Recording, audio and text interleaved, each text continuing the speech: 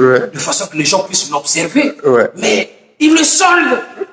C'est grave ça. Moi, heureusement que je ne connais pas ces soldats. Là, si je le connais, je suis prêt à les taper. Pourquoi? Mais sauf qu'il y a toujours ce côté, il y a ce déni, en fait, du regard qui... Mais c'est qui, lui? Tu sais, moi, quand je m'habille, je suis tellement extravagant qu'au bout d'un moment, ça ne rentre pas dans les critères de beaucoup de gens. Ah, ok, d'accord. Tu vois, il faut qu'on s'explique pour qu'ils comprennent l'idéologie. Donc, les animaux qui disent, ouais, vous mettez le pot de crocodile. Mais quand le crocodile, lui, il bouffe des gamins dans notre pays là-bas, ça, personne ne se plaint. Hein? Parce que le crocodile, ils font des carnages. Les enfants, quand ils s'amusent dans les villages, des fois, ils descendent au bord du lac. Et les crocodiles, ils bouffent des humains. Ça, personne ne parle. Voilà pourquoi je dis dans la vie, il faut toujours une régulation. Régulation. Donc, il faut des gens comme Norba pour essayer d'interpeller quelques crocodiles, hein, de les décapiter pour réguler la population afin qu'il n'y ait pas de carnage. Donc, quand tous les dirigeants... Je demande pardon, Brigitte, pardon, je suis désolé, mais je veux continuer à décapiter. C'est votre gars, tonton Marcel. On est revenu voir notre frère, l'homme qu'on appelle tout simplement Norba de Paris. Parce que, regardez bien ce visage-là. Ce mec-là, c'est le Congolais le plus connu en France ici. Après tout simplement, l'homme qu'on appelle tout simplement Maître Gims. Voilà. Norba de Paris. Oui, tonton Marcel. Mais les gens... Même Michael Youn, Michael Youn, en fait, je ne sais pas qu'est-ce que j'avais sorti. J'avais dit, j'ai dit, putain, il y a Michael Youn qui est là, je vais le cracher, quoi, il faut que je crache un truc. J'ai dit, la barre de fer. Comme lui, il est là pour nous faire des propositions bidons. Alors, non pas de Paris, invoque les esprits ancestrales pour aller chauffer la barre de fer à 1600 degrés Celsius. Hein, afin de le détruire. Mais quand il a dit, mais Cyril, c'est bizarre. Mais ils sont tous bons, tes gars. Où tu vas les trouver, ces gars-là? Tu vois? Non. Tu disais que ça se voyait que... Ouais. Ah oui, les gens t'ont complètement adopté dans cette émission. Qu'est-ce qui fait ça? Il y avait que toi que les gens remarquaient dans cette émission, hein, justement, Norba de Paris. Non. Et t'étais toujours sapé différemment. Non, là, je suis pas d'accord avec toi. C'est un travail de groupe. Tous les gens qui sont là-bas avec moi, c'est des gens magnifiques. J'ai des gars qui sont là-bas, des gars comme Brandon, c'est un historien qui adore le général de Gaulle. Tout le monde est magnifique, en fait. Tu sais, pour avoir un résultat comme ça, où tu as 1 million, tu as l'audience de plus de 1 500 000 personnes qui vous suivent en direct, ça ne peut être qu'un travail de groupe. Sauf que dans un groupe, tout le monde n'est pas pareil. C'est ça la différence. Tu as un gars, admettons, comme Brandon. Brandon, c'est quelqu'un qui est passionné du général de Gaulle, passionné d'histoire. Il te sort du lourd, hein, ce gars-là. Tu vois? Et c'est ça qui fait que l'effet du groupe, non, tu peux pas dire ça, tonton Marcel, non. Non, moi, c'est ce que je constate quand je regardais l'émission. Je voyais que ta prestance était toujours appréciée, que les gens étaient contents même d'être à côté de toi. Et Cyril Hanouna, quand il te voyait faire les invocations, il était content, il était excité, il était fier de toi, non? Oui, mais je peux pas t'enlever la liberté de penser, mais seulement... non, je ne peux pas laisser passer ça. C'est un travail de groupe. Et puis, tout le monde est bon, en fait. Tout le monde est bon, tout le monde apporte quelque chose. Et ça fait beaucoup de bien. Okay. Donc, c'est un peu ça. En tout cas, on se revoit tout de suite pour la deuxième partie. Il n'y a pas de problème. Merci. Parle-moi un peu de ta rencontre avec Cyril Hanouna, s'il te plaît.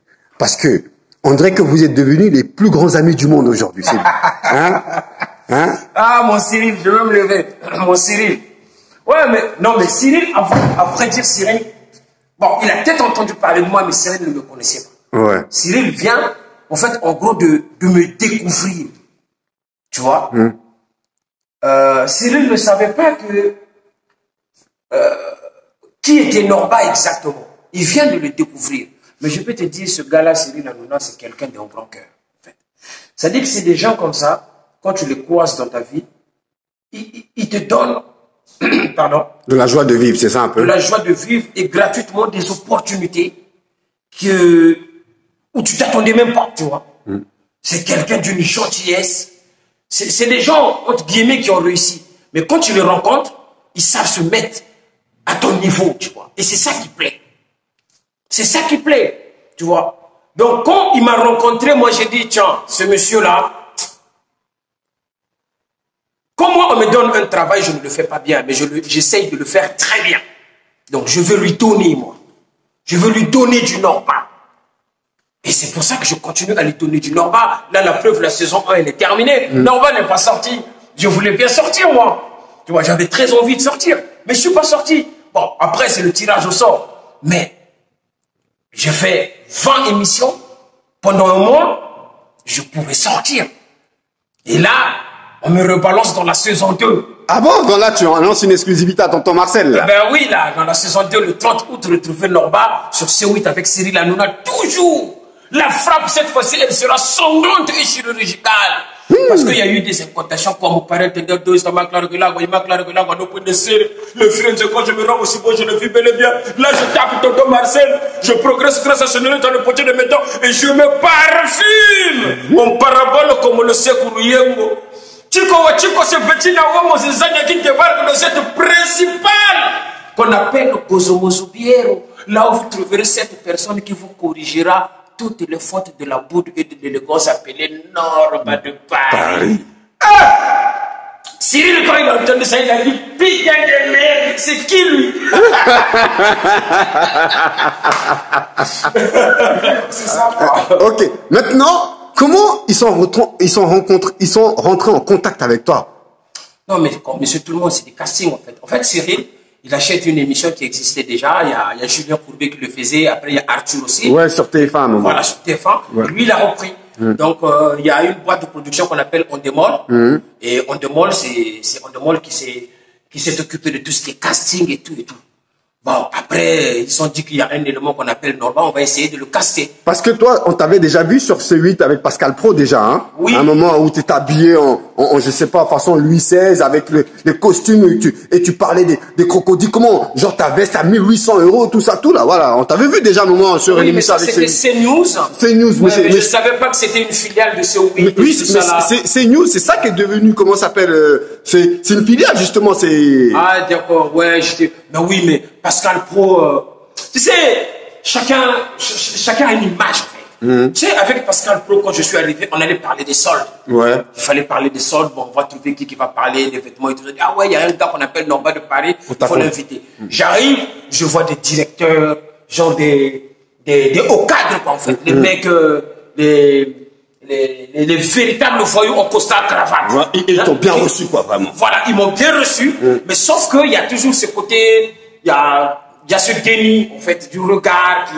Mais c'est qui, lui? Tu sais, moi, quand je m'habille, je suis tellement extravagant qu'au bout d'un moment, ça ne rentre pas dans les critères de beaucoup de gens. Ah, ok, d'accord. Tu vois, il faut qu'on s'explique pour qu'ils comprennent l'idéologie.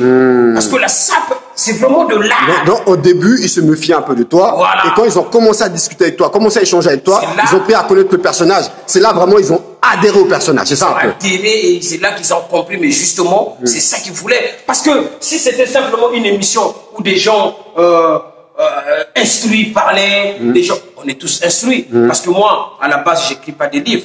Mais quand tu regardes bien tonton Marcel, je suis quand même un homme de lettres. Ouais, parce que tu t'exprimes bien, comme tu dis. Tu maîtrises la langue de Molière. Parce que je crée des concepts. Sans le vouloir, ça sort et les gens les reprennent. Et les gens qui les reprennent, c'est des hauts cadres. Tu vois? Donc, c'est un peu ça. Eh ben, il fallait que je donne du lourd à l'émission. J'ai parlé de l'animal. Parce que cette histoire de l'animal, ça montre la cruauté de l'homme.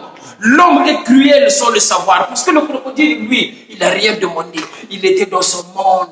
Il a observé. Il a dit, je vais rester là. Mais l'homme, méchant qu'il est, il est parti quand même dans l'eau pour aller le chercher dans l'eau. Il l'a remonté. Il lui a bondé les yeux.